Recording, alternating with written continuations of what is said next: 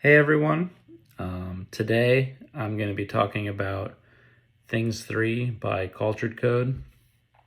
It's a task manager, something I've wanted to talk to for a while, and it's, in my opinion, it's the best task manager for most people on iOS. And what makes it so great is the ease of use, the way it works for both iPhone, iPad, and Mac. It's got enough features for most power users. However, it does not have so many features that it makes you fiddle with it constantly, like something like OmniFocus does, for instance. And for those reasons, I think it's the task manager you should choose. So let's get into it. Okay, this is Things 3, and this is my actual account here. So if you see anything private, don't tell people. And the general layout is much like many task managers. So first you have an inbox. This is where you're going to put tasks as they come to you, as you're doing a brain dump, which those people that follow GTD should know what that means, where you're basically getting ideas out of your head. So for instance,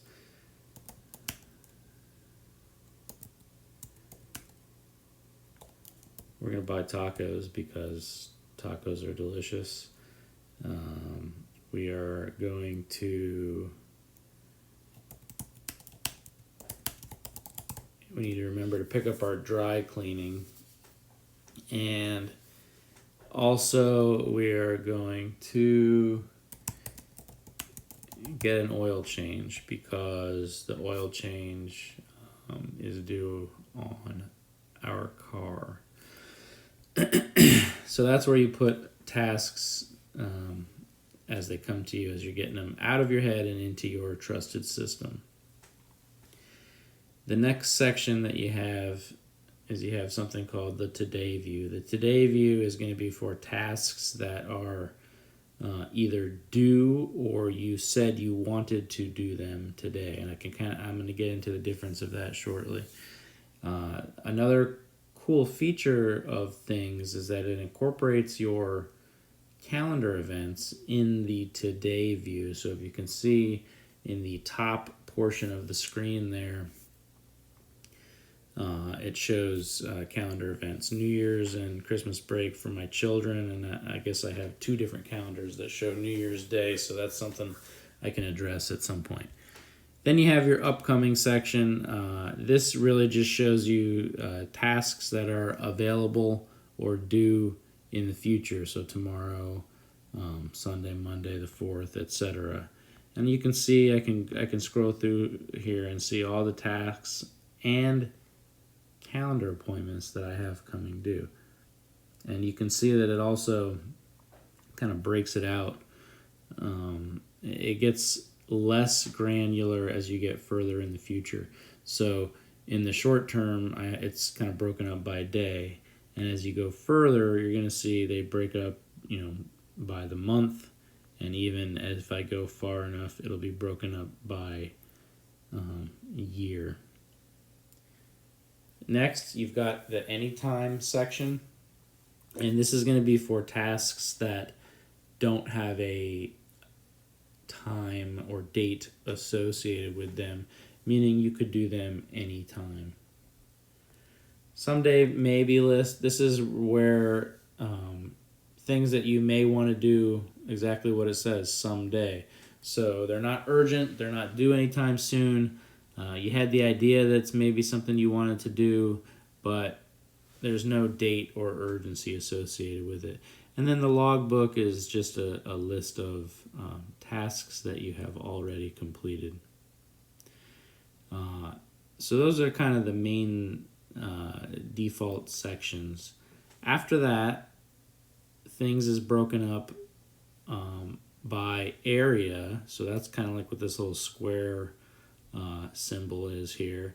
And I use areas to break up different portions of my life or specific things that I want to focus on. So for instance, I've got home, I've got work, I've got relationships. Miscellaneous is something that I had wanted to work on or kind of explore breaking up tasks in that way, but I really don't have anything there right now. And then bills I have separately so that it's very easy for me to go to my bills section and see what I have due or coming due. Within these areas or separately, you can also have projects. So as you can see here, I've got a weekly review project, and within there, I have things that I like to do on my weekly review. So clean up my desk, process my inboxes, and by that I mean my email, my Google Drive, Evernote, Notion, etc. Empty head, so get out any ideas that I had into the inbox, tasks that I've been thinking about. I have another section here called Get Current, where I'm going to review my calendar, review waiting for tasks, and review all my areas and projects. And then I have it called Get Creative, which is reviewing my someday list to see if there's anything I want to bring to the forefront and work on in the near term. Now, projects can also be under areas, but this particular weekly review I have separate from any area because it really applies to all areas. When you go to an area, you can see it's broken up most by date.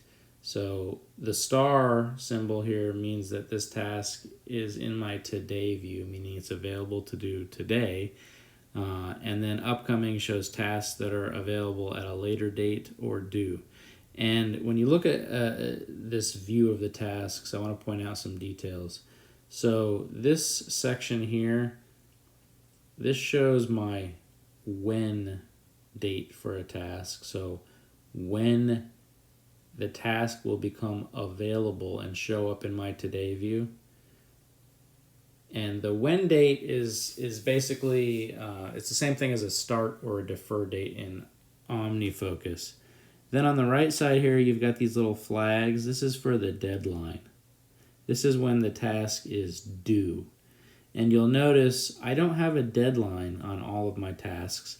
I try to only put a deadline on tasks that have some consequence if I don't complete them. So for instance, changing the batteries in the outside lights, I want to work on that on Saturday, but I don't have a deadline for this task because if I don't do it, it really doesn't matter. Whereas differently from that, renewing my registration on the car, I have it the when date of June 1st. So I want this to show up in my today view on June 1st. And the deadline is June 29th because that is when the task is actually due and there's a consequence. If I don't do it, the registration on my car is going to expire. And a little more detail on the when date and the due date. So for instance, pick up dry cleaning. Let's say it typically takes a week for your dry cleaning to be complete. So I don't want to see this task in my today view for at least a week because I can't do anything about it. So if you click on the task, you click the calendar icon there, that's going to bring up let you choose a when date. And things 3, for inputting dates, it does have natural language processing for that portion specifically. So I could say 1 week and you see it will automatically determine when that is. And now what this is going to do is in a week on January 8th, this task will show up in my today view as being available to be done. Now, I'm not going to put a deadline on this task because it doesn't really matter if I pick up my dry cleaning on Friday the 8th or Saturday or Sunday or Monday.